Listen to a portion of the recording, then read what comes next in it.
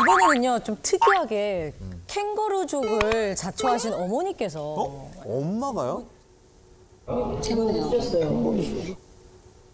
안녕하세요. 저는 두 딸의 엄마입니다. 저에게는 말 못할 고민이 있는데 딸들의 독립이 제게 너무 힘든 일이란 겁니다. 네.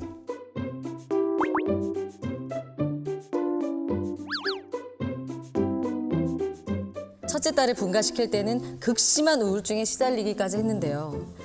작은 딸마저 언젠가는 독립시킬 생각을 하니 벌써부터 두렵고 무섭습니다.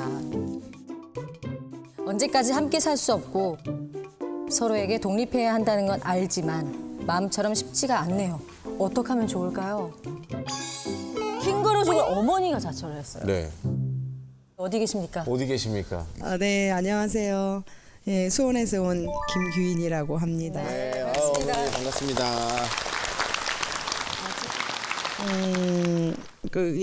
큰 애고 얘가 작은 애거든요. 예, 큰 애는 좀 일찍 결혼을 했어요. 사고 쳐가지고.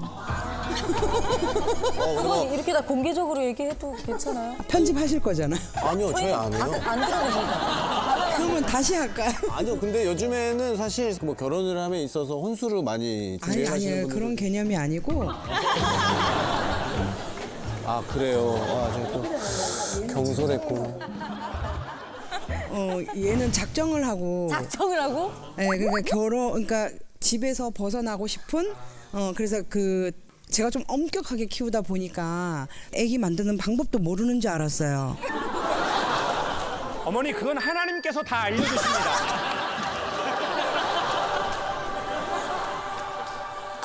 아니 원래 반대를 하셨어요 결혼을? 아니 결혼을 반대한 건 아니고 네. 그때 대학교 2학년 때부터 결혼을 한대요. 예, 그래서 일단 졸업부터 하고 그때 가서 얘기를 하자 했는데 대학교 3학년 때 사고를 친 거예요. 그 사이가 마음에 안 들었던 건 아니고 아직 시기적으로 아닌데 아직 엄마랑 해야 할 일도 많고 밥도 못하는 애가 결혼을 한다고 하니까 가르쳐야 할 것도 많고 같이 하고 싶은 것도 너무 많은데 그렇게 내가 너무 얘를 엄격하게 키우다 보니 나를 벗어나고 싶었나 이런 생각이 들더라고요. 그래서 엄청난 그 배신감이 컸었어요. 아. 네, 결혼식 전날까지도 꼴도 보기 싫었어요. 어떻게 네가 나한테 이럴 수가 있어. 막 이런 거. 진짜 그랬겠다. 그때 제가 너무 어리고 또 엄마가 너무 잡고 이래서 네네. 어린 마음에 좀 어떻게 보면 물론 너무 사랑하기도 했고 맞아요. 예, 벗어나고 싶기도 하고. 저희 누나들 같아요. 김미자. 그걸 어떻게까지 잡으셨어요? 일단은 통금은 한 6시? 통금은 한 6시?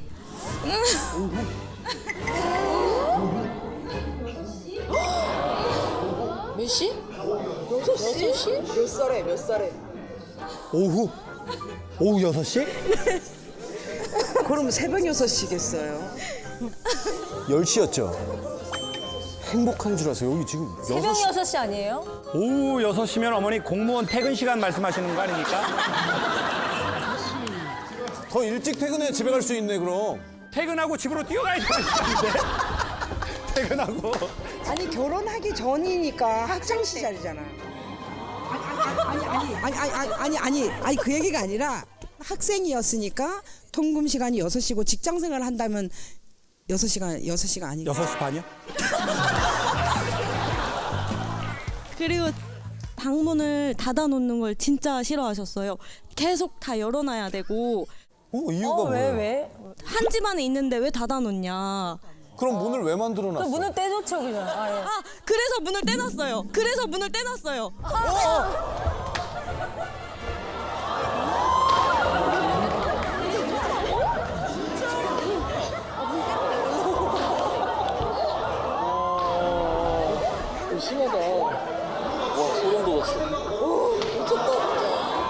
그 옛날 그리스 로마 시대 때 그렇게 살지 않았습니까? 문 없이 커튼만 걸어놓고 이렇게 왔다 갔다 하게끔. 저는 어머니에게서 파라오의 느낌을 느껴요. 지금 옷도 파라오야. 우리 어머니 옷도 파라오. 지금 클레오파트라. 앞머리만 없었지. 와. 지금 피라미드 준비하고 있어? 자, 문 일단 집에 문을 없앴다. 자, 경첩 분리했어요. 또 네, 경첩 분리. 또 뭐지? 없어. 뭐가 있어? 어머니 저기 그만 때리세요. 강연은 안 됩니다. 이제 없어. 그만해는 없어요. 폭폭 금지. 네. 자, 그러면 제가 이렇게 말씀드리고 싶어요. 보통 이런 경우에요. 이렇게 큰 딸처럼 센 엄마한테 치고 받고 나가는 딸은 괜찮더라고요. 그러면 이제 모든 에너지는 둘째. 아니 진짜 아니에요. 예? 아니에요. 지금 어머니는 아니라고 하세요. 아니 진짜 아닌 게 얘는 이제 포기를 했어요. 아. 뭐 밤에 뭐 늦게 들어오든지 말든지 좀 많이 풀어줬어요. 우리 따님 맞나요? 말은 그렇게 하시고 노력도 하려고 하시는데 아, 노력도 하려고 하시는데 근데 그게 잘 안 돼서 그게 저한테로 이렇게 딱 왔어요. 이게 되게 중요합니다. 말 그렇게 하셨고 그렇게 하시려고 노력도 하는데 하셨는데 실제로는 이제 언니는 빠졌고 피라미드 안에 둘만 남게 파라오와 제가 얘기해도 될까요? 네네, 그럼요. 이제 얘가 너무 이제 캥거루족으로 살다 보니 아직 지금 30살이 됐는데 밥을 한 번도 해보지 않았어요. 벌써 30살. 응. 반찬은 했어요. 아 머리 가만 좀 있어. 아 머리 가만 좀 있어.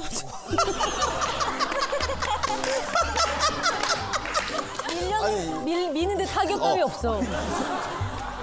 아니 그 얼마 전에 그 뭐야 양배추 스테이크가 유명하다고 해가지고 저한테 한 달 내내 제가 얘가 그걸 저한테 먹였어요. 그래서 양배추 제가 스테이크를요? 양배추 지금 꼴도 보기 싫거든요. 네.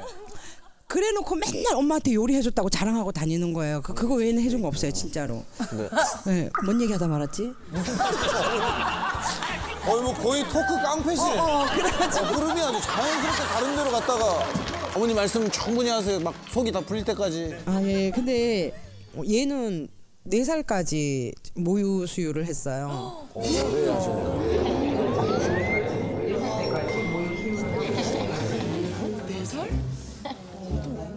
왜 이렇게 웅성웅성거립니까, 여러분?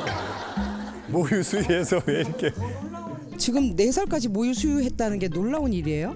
놀랍죠. 아, 그래요? 요즘 네. 한 살. 근데 얘는 26살 때까지 저랑 같이 잤는데요. 침대에서. 한 침대에서. 네. 한 침대에서. 따로 자자 해도 얘가 무서워 혼자 못 자겠어 이러고 옆에 와서 저는 어머니가 무서워요, 지금.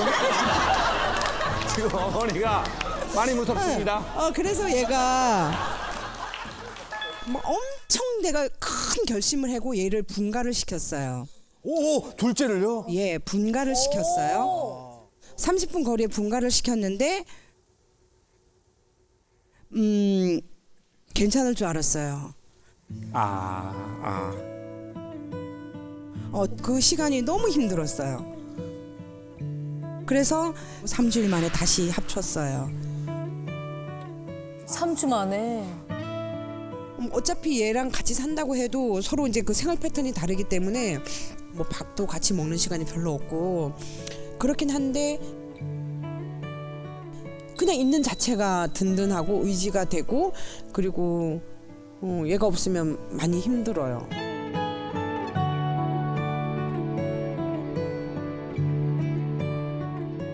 엄마가 또 그런 얘기를 하신 거잖아요.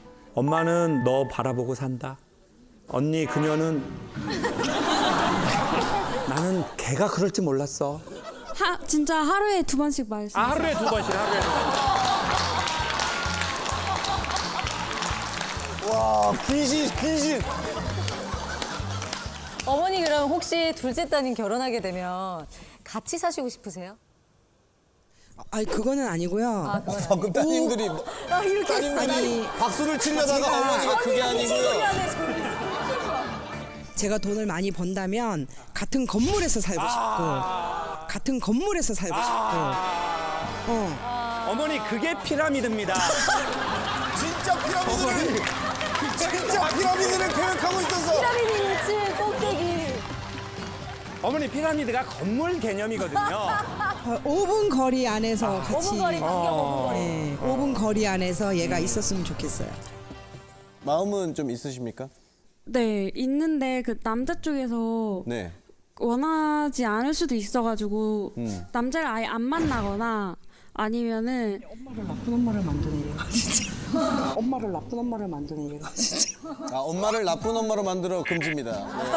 다 여기서 들립니다. 어머니 발성이 좋으셔가지고 다 들립니다 여기 어머니. 아니면은 정말 좋은 사람을 만나서 그 남자를 설득시키거나 네. 그 두 가지 선택.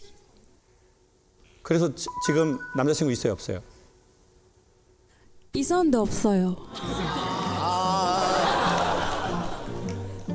그냥 없어요. 지금 없는 아니요. 있는데 말할 수는 없습니다. 지금 남자친구 생기면 그 피라미드 돌에 깔려 뒤지게 돼 있어요. 네, 그러니까요.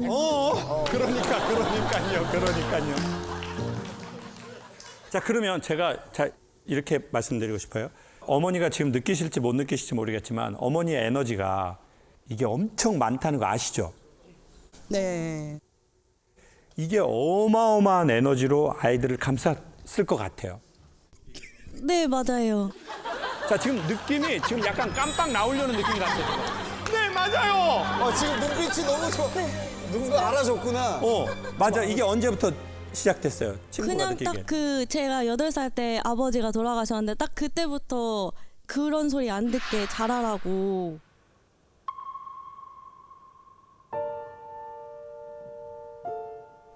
너네들은 아빠 없다는 얘기 듣지 않게 남들보다 더 잘해야 된다. 그렇게 말씀하셨어요.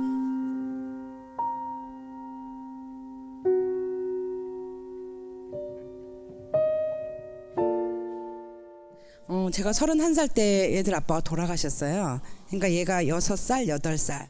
셋이서 정말 재미있게 행복하게 잘 살았어요. 예, 잘 살았는데 남편이 그때 돌아가시고 친정 아버지도 같이 돌아가셨어요. 너무 충격 받으셔가지고. 그러다가 이제 친정 엄마를 의지하고 살았었거든요. 네, 그렇게 의지하고 살았는데 이제 엄마 돌아가시고 나서 그리움이 굉장히 컸었어요. 그런데 몇 개는 안 돼서 얘가 이제 그렇게 사고를 쳐버리니까 정말 그 우울증 말기까지 갔다고 할 정도로 좀 심각했었어요. 그랬겠다. 그러니까 사랑하는 사람들은 왜 자꾸 내 곁을 떠나가지? 뭐 이런 것들이 너무 컸던 거예요.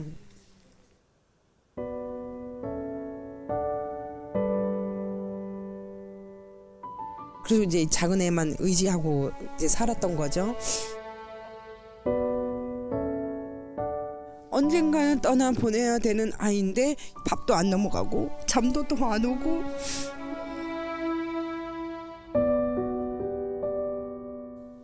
또 내가 또 이렇게 혼자 남겨져야 되는데 그 혼자 남겨지는 그 두려움이 너무 무서운 거예요.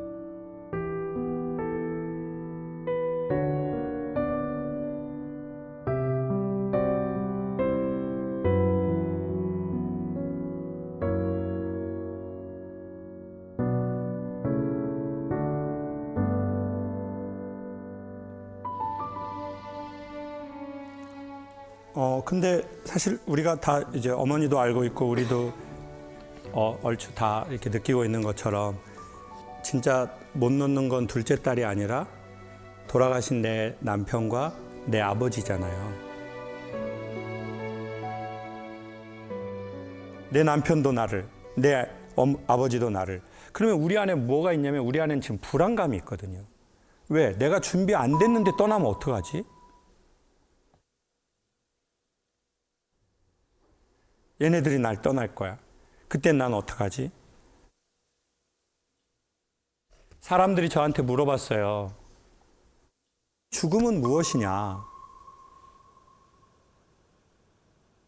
요 앞에 지금 조명이 있잖아요. 저를 비추거든요. 여기에 다 조명이 있어요. 죽음은 죽음 이유를 말하는 게 아니라 살아있는 확실한 시간을 비춘다는 거예요. 죽음이라는 것이. 저와 여러분이 모두 다 죽는 건 명확한 사실이니 죽음은 우리의 살아있는 시간을 비추어서 그러면 넌 어떻게 살아있는 시간을 살고 싶어? 라고 우리에게 묻고 그리고 살아있는 이 순간순간 한 시간이 얼마나 소중한지를 우리에게 비춰준다는 거죠.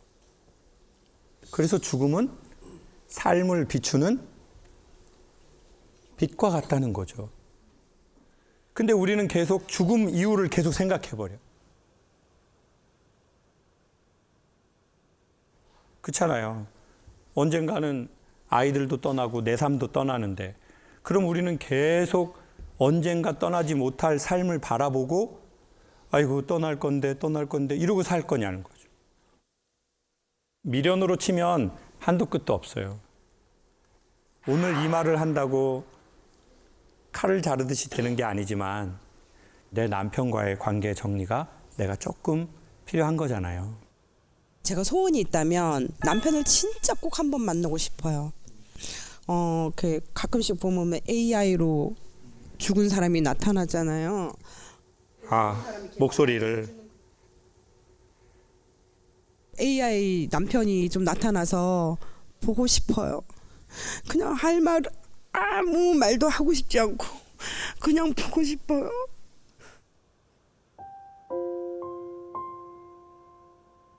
그 사람이 나한테 어떤 말을 하지 않아도 되고 저도 어떤 말을 하지 않아도 되고 그냥 보고 싶어. 그렇게라도 보고 싶어요. 한 번만이라도.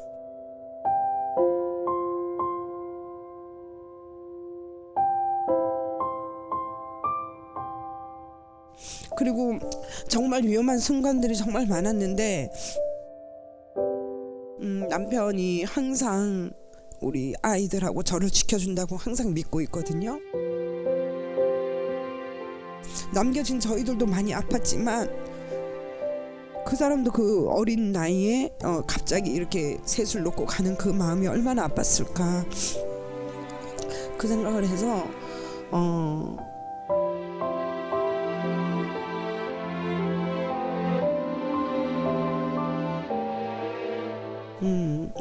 고마워요. 그냥 보고 싶어요. 그냥 보고 싶다는 말 한마디밖에 없어요. 그냥 모습만이라도 한번 봤으면 좋겠어요. 그거밖에는 남편한테 원하는 게 없어요.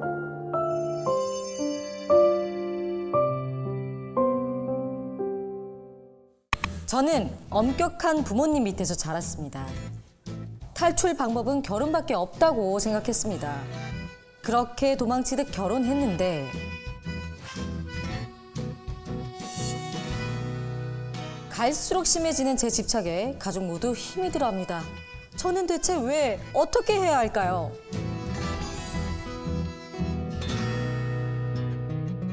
가족에 대한 집착 때문에 고민인 아내분이 보내주셨습니다. 어디 계십니까? 아, 여기 계시구나. 오, 바로 네. 앞에 앉아 계시네요. 본인을 직접 써서 보내주셨습니다. 남편과 아이들에게 어떻게 하시는 거예요? 처음에는 결혼하고 났을 당시에는 저도 같이 서울에 올라와서 살았으니까 그때는 거의 같이 붙어 다녔거든요. 네. 제주도로 직장을 구해서 내려오면서 이제 저도 같이 내려왔는데 밖에서 지내는 시간이 너무 많은 거예요. 네. 친구들도 만나고 밖에 나갈 일이 많은데 그러면 이제 저는 혼자만 있잖아요. 그때는 결혼하고 아기가 없을 때니까 이제 혼자만 있게 되니까 자꾸 휴대폰만 보게 되는 거예요. 시간만 보게 되고 이 사람한테 자꾸 전화하게 되고 이게 나중에는 제가 왜 이렇게 내가 해야 되지 하고 하면서도 전화기를 벌써 걸고 있는 거죠. 이 사람한테. 그거를 몇 년 하니까 이 남편이 저한테 그만 전화하면 안 되겠냐고. 주변에서는 아무도 전화 안 오는데 저 혼자만 전화를 많이 한다고. 그래도 몇 년 동안 잘 참으셨네요, 그래도. 결혼하고 나서 저의 동선을 다 보고를 드려야 돼요. 드려야 돼요.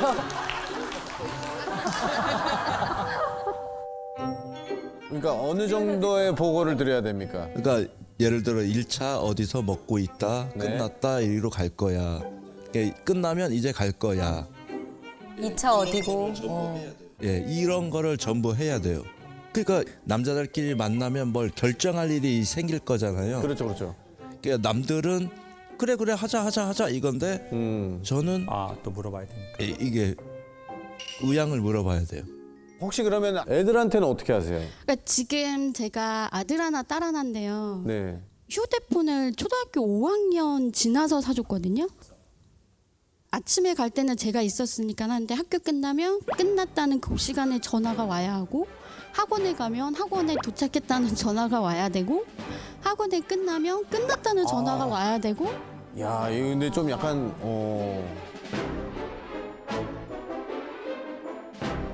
아들이 대학생이에요.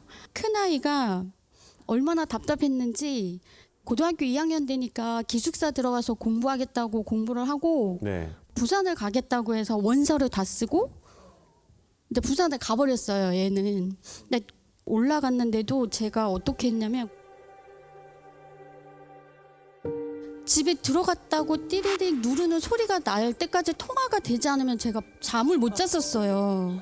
둘째는 고등학교 2학년 여자아이라 여자아이는 특히나 더 걱정이 많이 되더라고요. 근데 애기 아빠하고 저하고 새벽에 한 5시 반 6시쯤이면 나가버리거든요. 네. 그럼 집에 딸내미가 혼자만 있다가 그 시간에 일어나서 챙겨서 가야 될 시간에 통화가 안 되면 2번 해도 안 받고 3번 해도 안 받으면 이게 무슨 일이 생겼나? 제가 일이 손에 안 잡혀서 못해서 막 안절부절하고 있으면 애기 아빠가 혼자 하고 있을 테니까 갔다 오라고. 그 찰나에 전화는 안 받는데 문자는 와요. 나 집에서 학교 가려고 나왔다. 이제 그러면 이제 저는 안심하고 일을 하는데 그럼 걱정만 하세요? 아니면 다그치세요? 전화를 나중에 받을 때는 다그치기는 하죠. 뭐라고 하세요? 전화를 왜 안 받았냐, 전화를 그러면 왜 들고 다니냐라고 하게 되는 거죠. 그러면 이제 그거에 대해서 아이들도 조금 마음이 쪼여요? 쪼여하는 것 같아요? 너무 싫어하죠. 안 했으면 좋겠다 하고 숨 막히듯.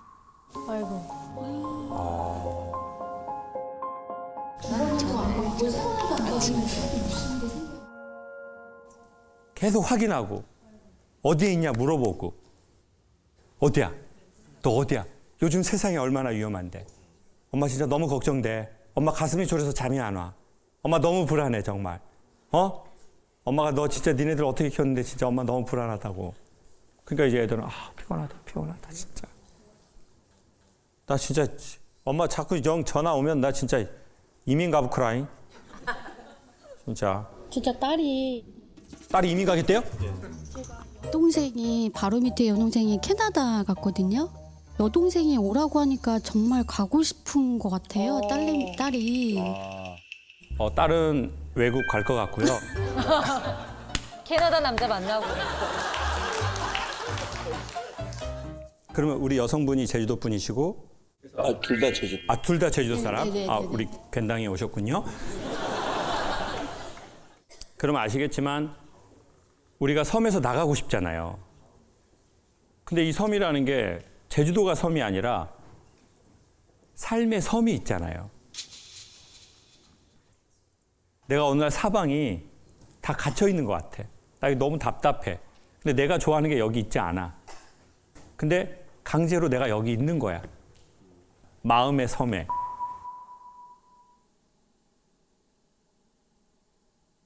그러면 어떻게 해서든 나갈 국리를 찾잖아요. 그러니까 엄마의 저 압박에서 나갈 수 있는 건 대학밖에 없어. 그럼 야 제주대학 가라. 제주대학. 엄마 옆에 있고 좋잖아. 절대 안 간다. 딸도 그래서 집을 나가기 위해서 공부를 열심히 한다고 하더라고요. 그래도 열심히 해서 다행이긴 한데. 그러니까 집을 이제 나가고 싶은 거야. 엄마의 이 압박에서. 그러니까 집을 이제 나가고 싶은 거야. 엄마의 이 압박에서. 얼마나 사람이 답답해요. 그걸 당하는 사람 입장에선. 우리 엄마가 막 나쁘고 막 이상한 여자고 그러면 아 여보 왜 그러냐고 막 이렇게 하면서 벌써 문제가 터졌을 것 같아요. 맞아요. 근데 우리 아내 너무 좋은 사람, 너무 착한 사람, 너무 가족밖에 모르는 사람, 자기 희생해가면서 자기 마음 졸여가면서 이렇게 하는 사람.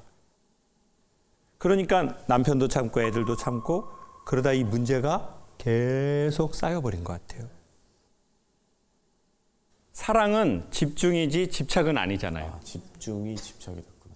자, 집중은 네. 적정한 거리와 적정한 온도, 적정한 이 공간감이 집중이잖아요.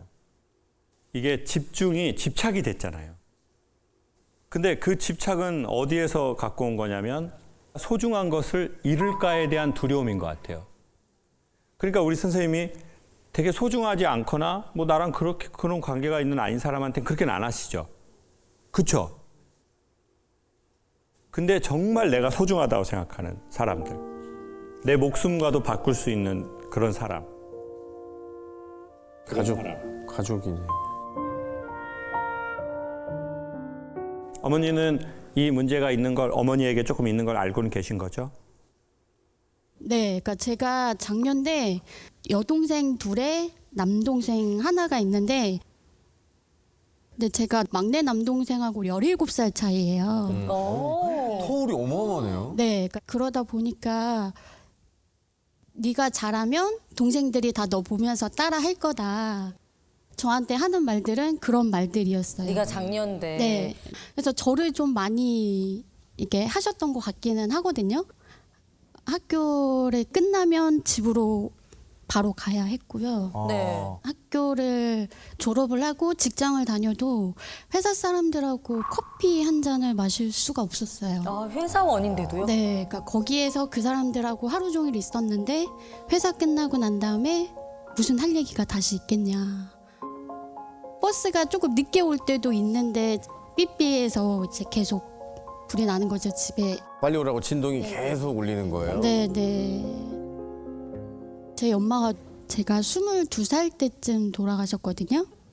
엄마가 갑자기 백혈병으로 돌아가셔가지고 한 열흘 만에 돌아가셔서. 아이고. 네.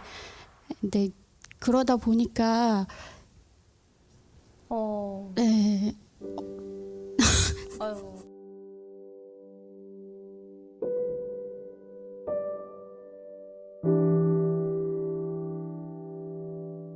그때가 좀 많이 힘들었어요.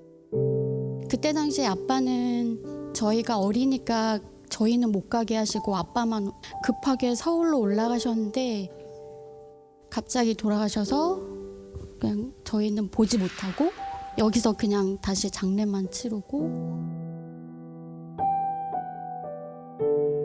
아빠가 너무 힘들어 하시니까 동생들을 케어하실 수 있는 그게 없으셔가지고 밖에 나가서 일을 해야 되는데 할 수 있는 일이 없었어요. 얘가 아이고야. 초등학교 들어가기 전이었으니까요. 6살 정도. 6살, 7살 때 돌아가셨으니까 그때 그 밑에 여동생은 고등학생, 그 밑에는 중학생이었거든요. 제가 이제 거기서 할 수 있는 거는 방안을 하다가 거기서 이제 붕어빵 장사도 하면서 동생도 케어를 하고 막내가 다니는 초등학교. 앞에서 있어요.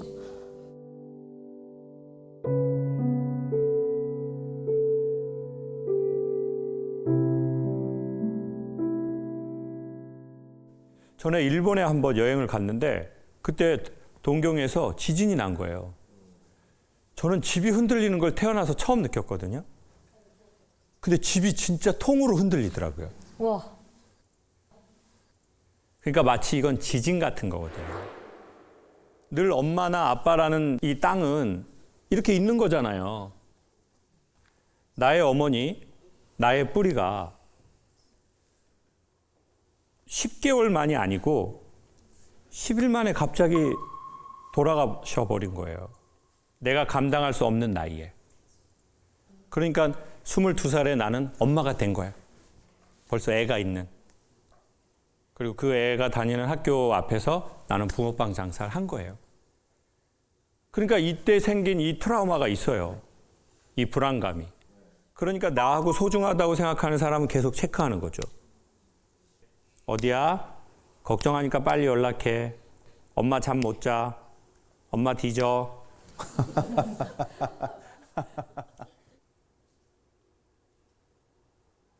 제가 보기에 지금 챙겨야 할 건 우리 남편분도 아니고 부산에 있는 아들도 아니고 고등학생 딸도 아니고 어머니를 10일 만에 잃은 그 아이를 어머니가 챙겨줘야 될 것 같아요.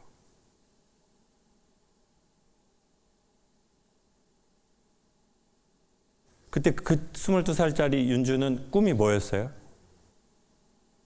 꿈? 22살 되기 전까지는 가야금을 하고 있어가지고 가야금을 했어요. 그게 너무 하고 싶었었는데 아, 그게 안 됐어요. 네. 지금 그러면 가야금 할 수 있는 조금 상황이 되진 않아요? 너무 오래 손을 놨기 때문에 아. 네. 지금은 정확히 제가 하고 싶은지는 잘 모르겠어요. 아, 그 가야금을? 네.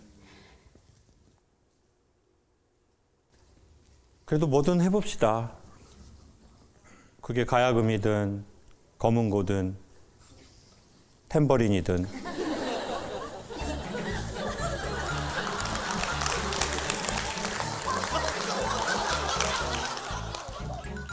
붕어빵을 굽고 손님들을 만나면서 그 22살짜리 여자애가 많은 생각을 했을 거예요. 그 친구한테 메시지 한번 합시다. 저기 보시고.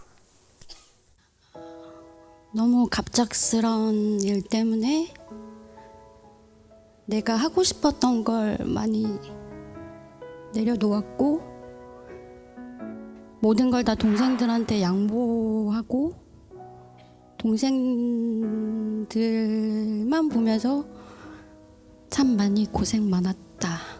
열심히 잘 참고 견디고 살았다.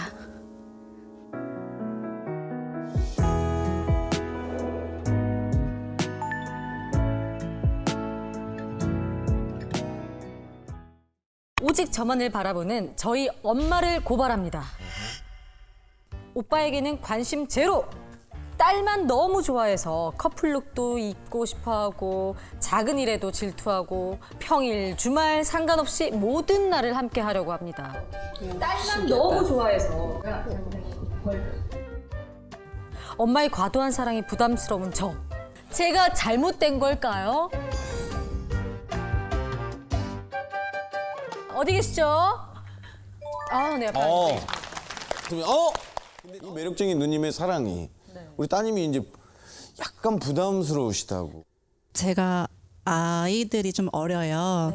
그리고 또 심지어 지금 또 셋째 임신 중이다 보니까 그래서 둘째 낳고 복직을 빨리 했어요. 그러다 보니까 엄마 도움이 좀 많이 필요하긴 했는데 평일에는 같이 있는 거는 일상 다반사고요. 사시는 거는 지금 떨어져 각자 살아요. 저희 엄마가 아기자기하고 막 인형 같은 거 되게 좋아하세요. 저는 이제 아이들이 있다 보니까 이제 아이들 물건을 사게 되잖아요. 그러면 이제 저희 엄마가 너 엄마 이거 뻔히 좋아하는 거 알면서 네 애들 것만 사왔냐. 그리고 또 겨울 되면 굴철이잖아요. 굴 좋아하는데 아 우리 남편 별로 안 좋아하는데 라고 얘기하면 네 남편만 챙기니. 얼마 전에 이제 시아버님이 생신이셔서 여수 가족여행 갔다 왔어요. 엄마 여수 아직 못 갔다 왔는데.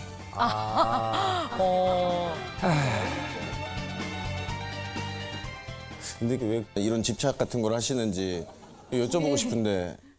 엄마가 이제 사실 청각장애가 있으세요. 그러면 지금 귀가 한쪽은 들리시고 안 들리시는 겁니까? 아니면 다 안 들리시는 겁니까? 처음에는 한쪽 귀만 안 들리셨는데 이제 점점 이제 나이가 드시면서 세월이 너무 흘러서 둘 다 안 들리세요. 그러면 지금 제 얘기는 어머니 얼추 이렇게 좀 어느 정도 이해하세요? 아니면 전혀 안 들리세요? 거의 다 앞에서 사장님 얘기 들으니까 입모양 보고 얼굴 보고 얘기하면 거의 다 80%는 알아들어요. 아, 저희 엄마 점점 안 들릴 때부터 그때부터 왜 안 들리지 하면서 입모양 보고서 계속 공부하셨더라고요. 근데 딸한테 집착할 수밖에 없는 상황이 현실적으로 제한된 게 많잖아요. 음악 들을 수 없죠. 친구하고 수다 떨면서 좀 그런 게 내 생활이 전혀 안 돼 있는 거잖아요. 그리고 뭐 집에서 혼자 있으면서도 짜장면 하나 못 시켜 먹어요. 딸내미가 귀찮지 엄마. 편의점 가서 짜짜런 사다 끓여 먹어. 따님 어렸을 적에 좀 빠딸 때렸어야 되는데 그리고 남편분도 올해 하늘나라를 보냈어요 또.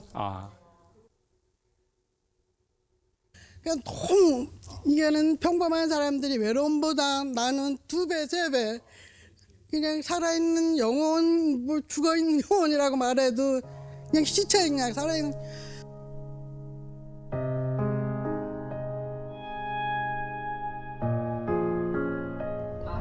네, 많이 기대고 의지를 많이 하세요. 어머니. 혹시 인공호흡 하셨어요? 네, 했는데 이게 지금 인공호흡가 한 상태인데 인공호흡이라는 거는 기계이기 때문에 내 목소리, 우리 딸 목소리, 파도 소리 좋거든요. 그러니까 다른 소리 그 구분이 안 되는 거예요. 그거 훈련을 해야 되는데 언어 재활을 하셔야 돼요. 그 과정은 제대로 지금 치료가 안 된 상태니까 이쪽은 신경이 다 죽으면서 하나도 안 들리고 이쪽만 조금 이제 우리 딸내미가 엄마가 손주 우는 소리나 저기서 부르는 소리를 들었으면 좋겠다고.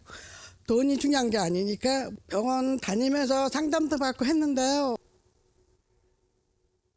그게 쉽지가 않더라고요.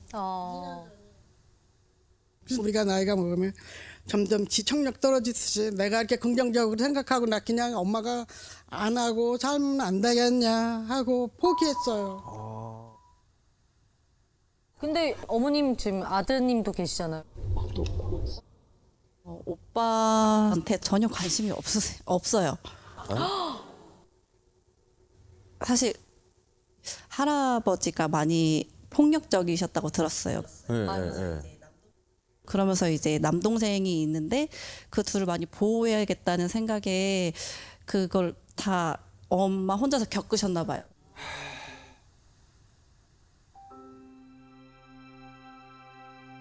그러면서 이제 어렸을 때 이제 후천적으로 얻으신 건데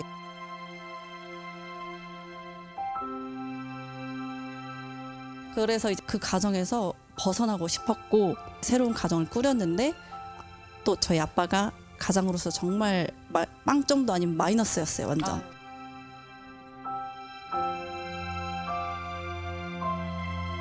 그러면서 이제 남자들에 대한 안 믿는다, 뭐 이제 그런 게 있으신 것 같아요.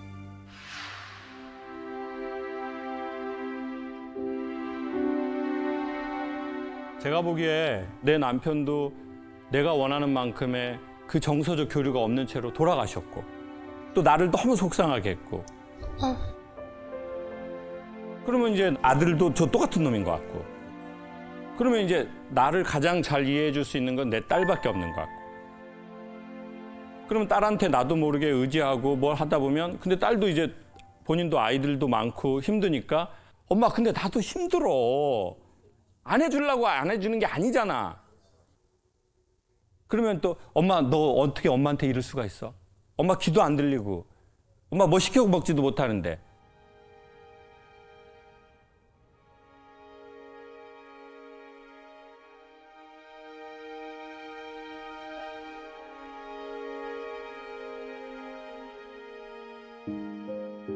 이렇게 하다 보면 서로 계속 상처가 돼.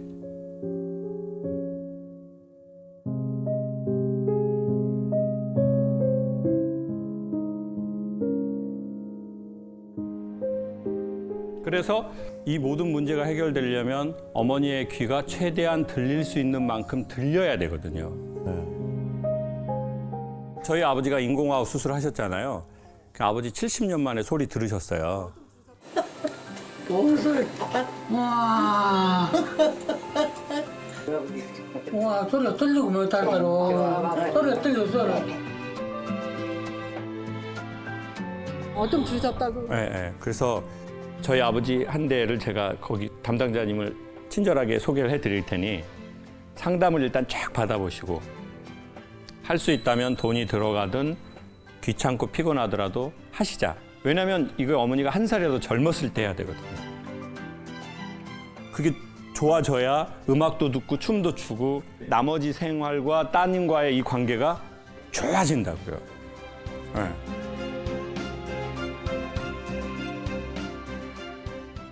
엄마하고 여행 한번 오실래요? 제주도에 메밀꽃 필 때가 있어요. 네. 오셔서 어머니하고 메밀밭에서 댄스 파티 한번 합시다.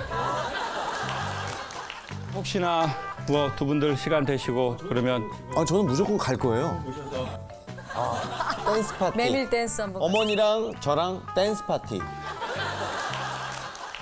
꼭 약속 지키셔야 돼. 약속하셔야 돼요. 약속해줘. 약속. 약속. 네.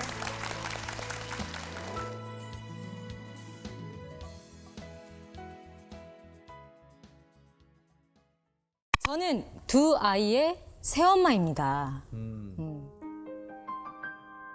좋은 엄마가 되기 위해 아이들이 잘못한 게 있어도 혼내기보단 왜 그랬니? 질문하면서 대화로 풀곤 했는데요. 그런데 저도 사람인지라 아무리 가르쳐도 같은 실수를 반복하는 딸아이 때문에 우라가 치밀 때가 있습니다. 참고 참다 화를 내면 아이에게 상처를 줬다는 자괴감에 또 빠집니다. 어떤 엄마가 되어야 미성숙한 아이를 성숙하게 대할 수 있을까요? 라는 고민입니다. 혹시 어디 계실까요? 반갑습니다. 반갑습니다. 네, 혹시 아이가 몇 살이에요? 지금 딸아이가 초등학교 5학년이고 그 오빠가 지금 중학교 2학년이에요.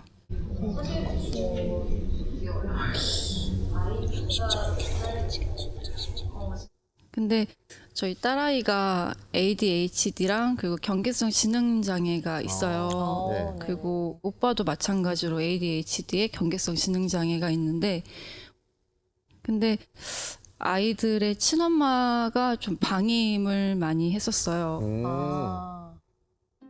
그러니까 친엄마가 쓰레기를 집에 모아두는 분이셨어요. 그거를 아이가 보고 자라다 보니까 쓰레기를 집에 두고 있는 게 너무 흔하고 특히 화장실에서도 다 쓴 휴지를 그냥 올려두거나 그거 보고 자라서. 그러니까 그런 걸 볼 때 화가 막 나는 거예요. 저는 너무 깔끔하다 보니까 내가 치워야 되는데 치우면 또 어질러져 있고 지금 와서 뭔가 잡아주기에는 많이 힘들어 보이는 게 보이니까 되게 어려워요.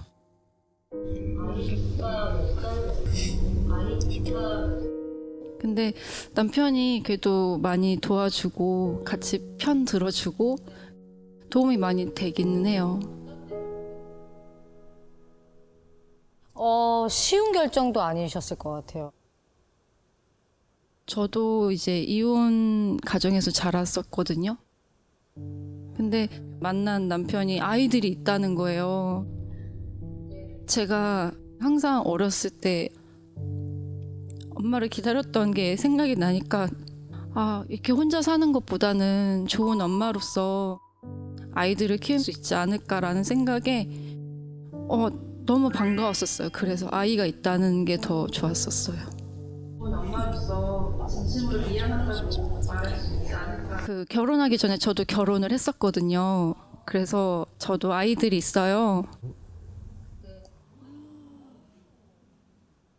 근데 좀 사정이 있어서 제가 아이들을 키울 수 없는 상태여서 이제 전 남편이랑 부모님이 키우고 계시는데 아이에게 더 혼란을 주지 말자라고 해서 당분간은 만나지 않기로 하고 지금 한 5년 정도 된 것 같아요. 우리 지금 같이 생활하지 못하는 우리 아이는 지금 몇 살이에요? 많이 어려요. 거의 뭐 유치원. 유치원? 네. 그러면 6살, 7살? 네. 너무 보고 싶으실 것 같아요.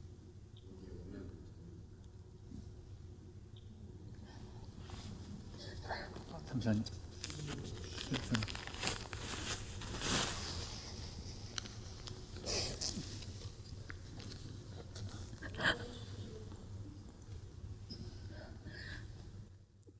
항상 보고 싶어요.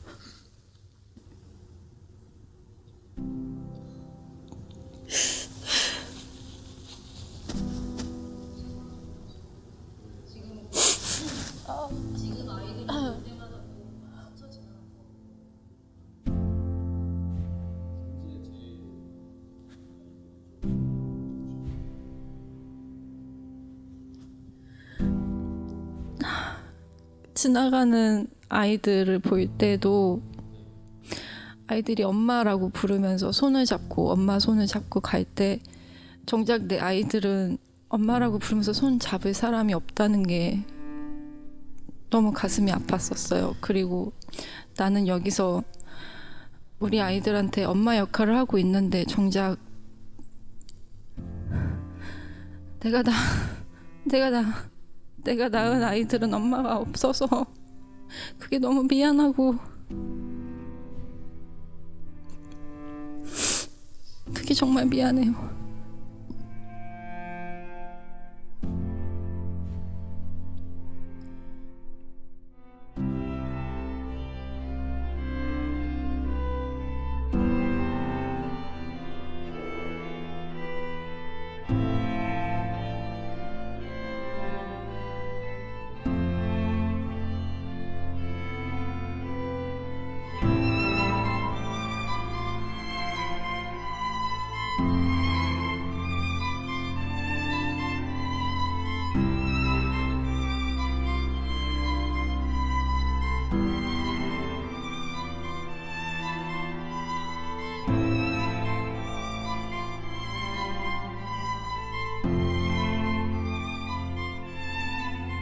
지금 같이 생활하지 못하는 우리 아이들한테 아주 짧게 메시지 한번 할래요? 왜냐하면 우리가 어렸을 적에 엄마가 저 메시지를 남겼다는 걸 아는 것도 좋은 것 같거든요.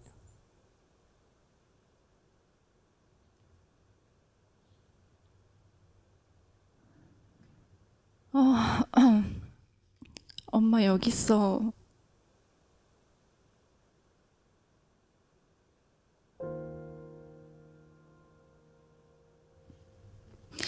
늘 건강했으면 좋겠고 항상 사랑받기를 바랄게. 엄마가 할 수 있는 게 이것밖에 없어서 항상 열심히 바라고 있을게.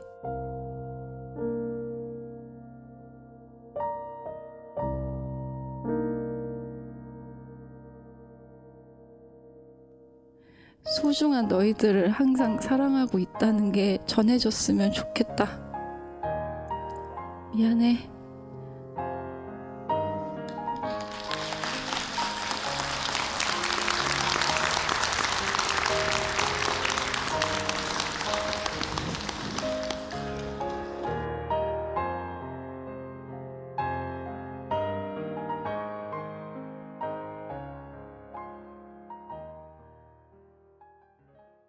저희 아빠는 김창옥 선생님과 얼굴이 비슷하다고 항상 오해를 받으세요.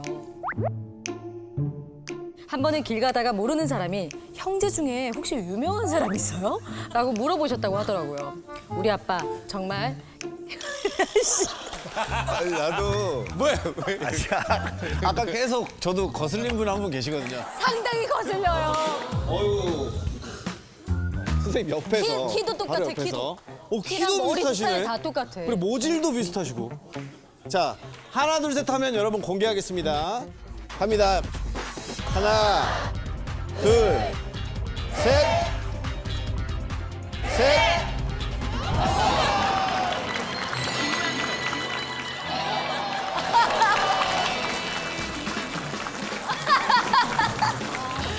우와. 아니 광대랑 광대도 되게 비슷하시고 일단 입술 얇은 느낌도 비슷. 혹시 올라오신 김에 성대모사라든지 이런 거 아니요 옥댄스 어때? 옥댄스. 옥댄스요?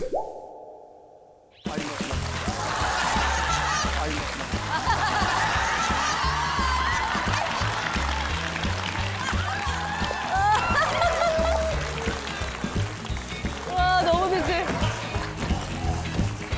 와. 아니 정말 평소에 닮았다는 소리 많이 들으세요? 저희 사촌 언니도 똑같이 그냥 딱 TV에 나오면 너네 아빠다 계속 이렇게 생각나는 말씀하셔요. 그런데 강연 제주도에 오실 때도 가서 한번 확인해 봐야지 했는데 너무 비싸요.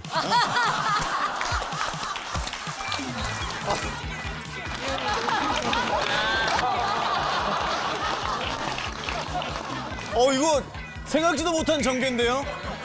이거 확인을 못한 이유가 티켓이 너무 비싸서 확인을 못했다. 아니, 기획사가 저 모르게 돈을 더 먹는 것 같은데. 그리고 저번에 한번 아버님이 의원에 네, 하울이요. 그때 거기에 계셨다는 걸 제가 알아요. 병원에 아버님이 입원하셨다는 걸. 제주도 분이시군요, 말투가. 네, 제주 태생이에요. 오, 지역도. 제가 병원에 갈 일이 있어가지고서 한번 병원에 갔었거든요. 근데 간호사분이 네네. 제가 김창욱 선생님인 줄 알고 저를 부른 거예요. 아 거기에는 다 이렇게 생기셨나 봐요.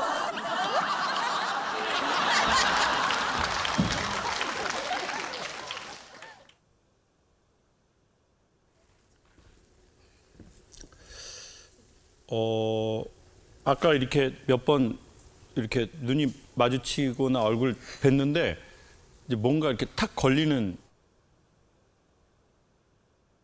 오히려 지금은 이렇게 얘기하시는데 전 저하고 닮았다는 생각은 잘 안 들고 저희 아버지 얼굴이 되게 많으시거든요.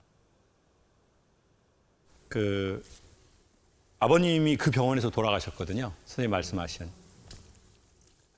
근데 이제 아버지하고 되게 많이 닮아 있으시니까.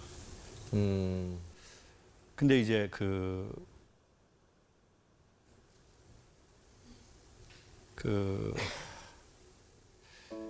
이게 아버지가 이렇게 얘기하는 걸 전 들어본 적은 거의 없으니까 이제 그게 좀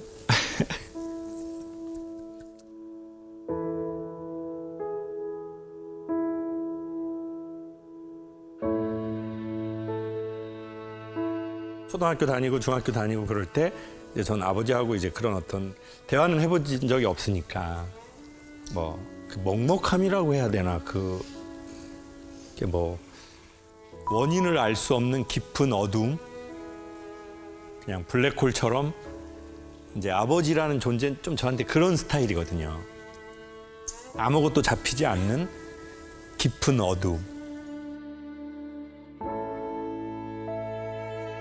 근데 이제 저희 아버지랑 되게 비슷하게 생긴 분이 저를 보고 말을 하는 거예요.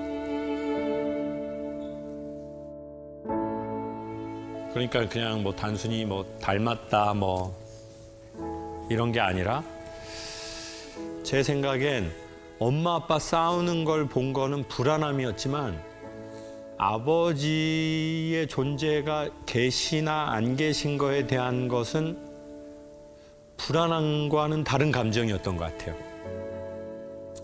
뭐 한없는 그리움, 한없는 허무함. 마치 의자에 앉았는데 뒤에 아무것도 없는 것 같은.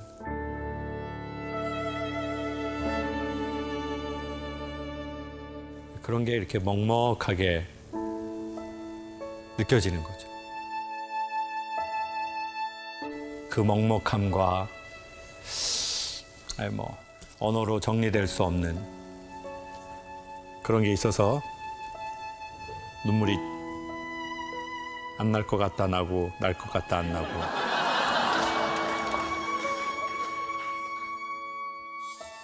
제가 국민학교 다닐 때쯤에 아버지 모습인 것 같아요. 그러니까 그냥 뭐 단순히 뭐 닮았다 뭐 이런 게 아니라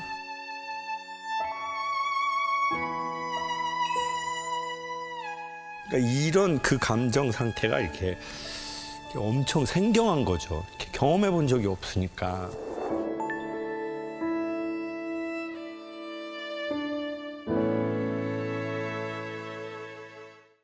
아내와 사별한 지 1년이 지났습니다. 하지만 아직도 아내는 제 주변에서 저를 지켜보고 있는 것 같아요. 힘들 때마다 늘 김창옥 쇼를 보면서 위로를 받았는데 아직 모든 걸 극복하기엔 역부족인 것 같습니다. 이제는 그만 상처받고 아이를 위해서라도 슬픔을 이겨내고 싶네요.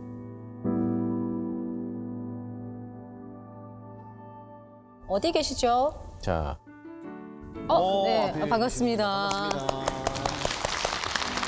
함께 오신 분은 친구분이신가요? 예, 지인입니다. 함께 또 자리를 해주셨고요. 아내분을 이제 그러면 작년에 떠나 보내신 건가요?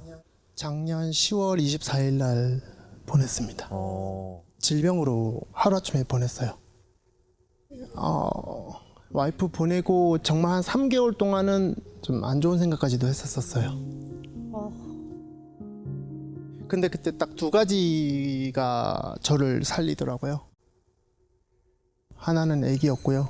하나는 김창옥 쇼2 보면서 그냥 아무 생각 없이 봤어요.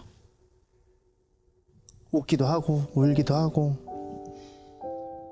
그러다가 최근에 뭐 캥거루족 어머니 한번 나온 적이 있으셨어요. 캥거루맘. 네네네네. 그분이 마지막에 했던 얘기 중에 자기 남편분이 그냥 보고 싶다. 그냥 보고 싶어요. 그 사람이 나한테 어떤 말을 하지 않아도 되고 저도 어떤 말을 하지 않아도 되고 그냥 보고 싶어. 그렇게라도 보고 싶어요. 한 번만이라도. 그 말 듣고 밤새 울었어요.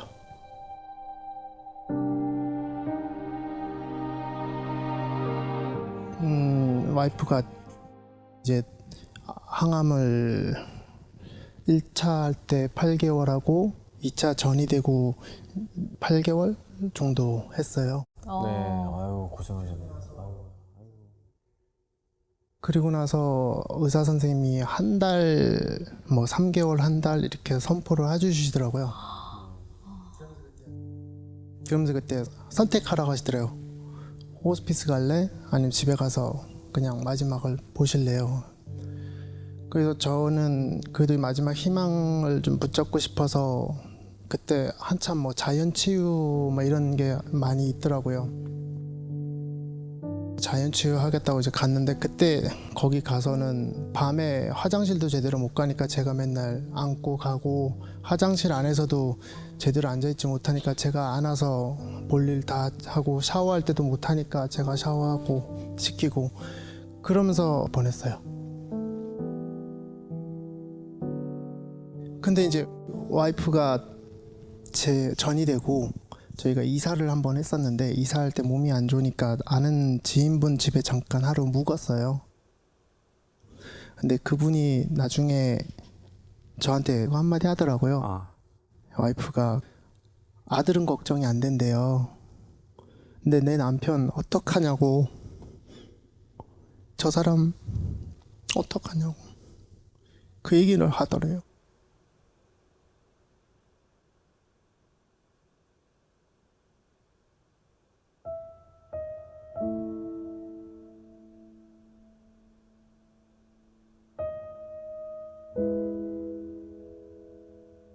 그러다가 밤에 갑자기 저를 부르더라고요. 그때 이제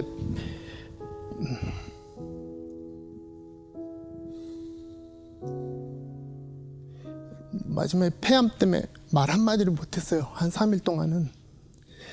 근데 갑자기 누워있는데 저한테 이렇게 팔을 벌리더라고요.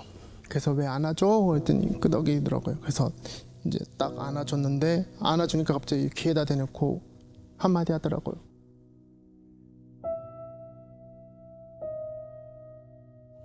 고마웠었어.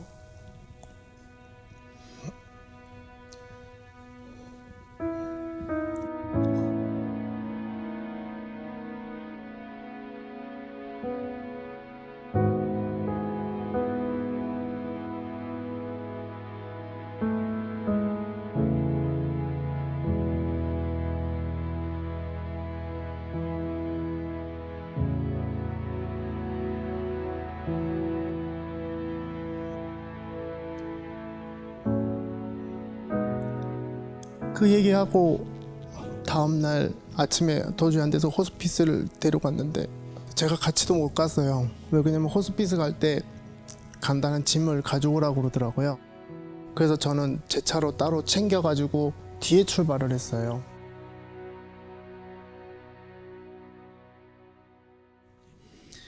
호스피스 병원을 도착했는데 이미 눈을 감은 상태였고요.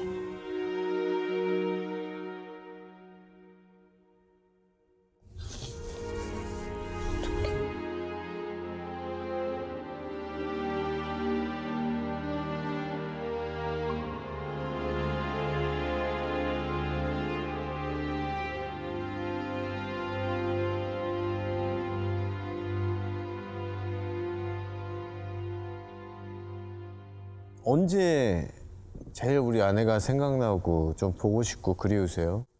제가 이제 하는 일이 이제 건설 건축 인테리어를 좀 한 20년 가까이 하고 있는데 이제 가구도 일반 가구가 아니라 와이프랑 저 체형에 맞춰서 가구를 다 제작을 한 거거든요. 침대, 소파도 그렇고 다. 그러다 보니까 이제 지금도 있는 침대에 누워서 있으면 애기랑 둘이 자긴 하는데도 가끔 와이프가 누워 있는 것 같고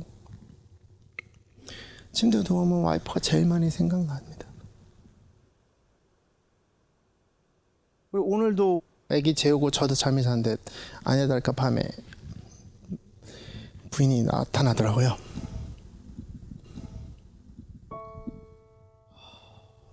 와가지고 저한테 이렇게 토닥토닥 하면서 남편 내일 서울 잘 갔다 와 걱정하지 말고 하고 그리고 잠에서 깼어요. 근데 이게 너무 상처도 크고 1년이 지나도 하다 보니까 이걸 어떻게 잘 받아들이고 어떻게 와이프를 내 옆에 있는 거라고 그냥 생각하고 지내야 될지 살아야 될지 이게 제일 힘든 상황입니다.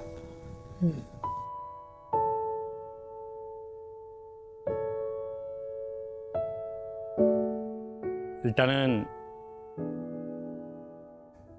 내가 아내에 대한 애정이 되게 깊으니까 우리가 그거에 대한 반작용으로 이런 마음에 힘든 게 계속 가는 건데 그러면 거꾸로 내 남편에게 아내는 무엇을 원할까? 저는 자기야, 자기가 나를 잊어버리지 않았으면 좋겠어. 날 기억해 줬으면 좋겠어. 삶을 떠나는 그날까지. 근데 여기서부터 핵심인데 자기가 나를 그리워하고 나 때문에 힘들어하는 것 때문에 내가 되게 사랑하는 당신이 그 삶이 파괴되지 않았으면 좋겠어. 왜냐하면 이 아내에 대한 사랑과 일찍 떠난 이 슬픔이 어마어마하게 뜨거운 열이거든요. 그러니까 내가 이 틀이 단단하지 않으면 내 삶을 녹여버리는 거예요. 그래서 이 내 남편의 그거를 녹일까봐 아내는 걱정을 하고 그걸 말을 한 거잖아요. 그러니까 더 내가 편하게 떠나기도 힘들어. 왜? 그러지 않아도 이 사람의 삶이 다시 예전처럼 돌아갈 수 없을 것 같으니까 너무 아내의 짐인 거예요. 그래서 저는 이렇게 말하고 싶어요. 이걸 극복하거나 이런 단어로 접근해서는 안 된다. 이 슬픔과 그리움의 사랑을 이 온도를 견디는 내 용기가 필요하다는 거죠. 그릇이. 이제부터는 이 그릇을 튼튼하게 하자. 구체적으로 어떻게 하냐면 억지로 걷거나 억지로 운동을 하자. 근데 이거를 좋아서 하지 말고 어떻게 하자고요? 억지로라도 하자. 반복해서 꾸준히. 근육이 튼튼해지고 몸이 튼튼해지면 정신의 그릇에 도움을 줄 겁니다. 그리고 지금 너무 슬퍼하지 말고 나중에 내 그릇이 좀 튼튼해질 때 그때 슬퍼하자. 아내를 잊어버리려고 하지 말자. 죽는 그날까지 왜 잊어버려요? 내 마음에 간직해야지. 알겠습니다. 그리고 힘드실 때 저희 프로그램 봤으니까 우리 기념사진 한번 여기서 찍으시죠. 오십시오.